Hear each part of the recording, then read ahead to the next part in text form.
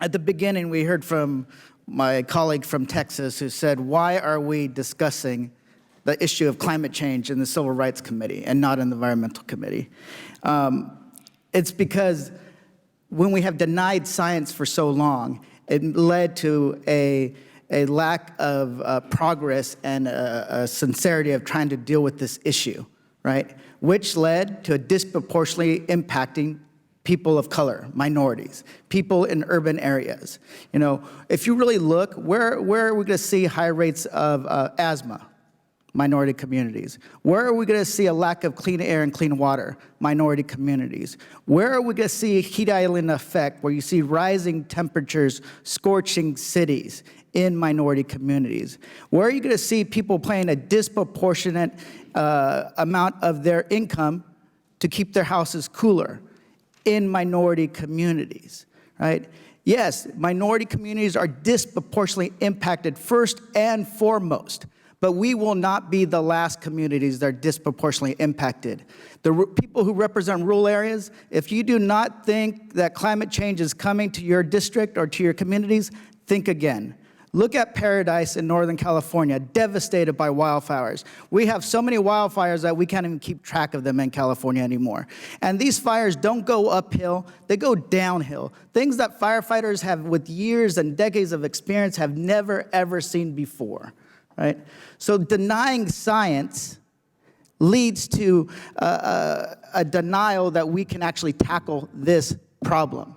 So I'm actually proud that this committee for the first time is bringing up this issue in the context of civil rights. Because oftentimes communities of color, communities that are most impacted are often the ones that are left behind. And I agree, some policies have to do a better job at targeted resources. I actually passed a bill when I was in the California legislature, 35% of all dollars to combat climate change go to the areas that are most disproportionately impacted by climate change, as well as rural areas. And guess what? We had a couple of Republicans vote for that bill because they know that their people are also impacted. So with that, I want to go to my written testimony. The oil industry's climate denial campaign represents, I believe, a distortion of democracy. Everyday Americans simply don't have the capacity to get their voices heard the way that oil industry does, with high-dollar lobbyists, fake reports from well-funded think tanks, and scores of television ads.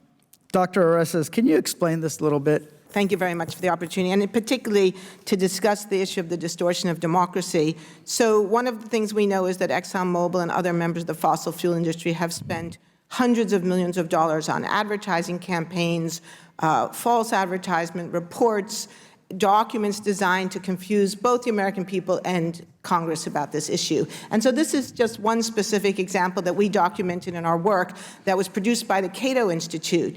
And this clip really shows you very clearly how this operates. They produced a report that was designed to look exactly like the National Climate Impact Assessment. But if you compare the reports, what you see is that the Cato Institute, which is not a scientific organization, is actually refuting the findings of the National Climate Impact Assessment. But they do it in this format that is extremely confusing. And why would they do that?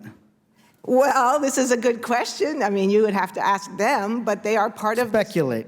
They are part of a network that they have been heavily funded by the fossil fuel industry. They have very strong connections to the Koch family and the Koch industries. So it would be plausible to conclude that this was part of a strategy to prevent action on climate change. So they're not the only think tank that does this kind of Not at all. We've counted over 30 think tanks that were involved in the networks that we've studied. The Royal Society back in 2006 did a study of think tanks that had been funded just by ExxonMobil alone, so not including Chevron and Peabody Coal and all the rest. Just Exxon alone had funded 39 different think tanks and organizations that promoted misleading and inaccurate information about climate change.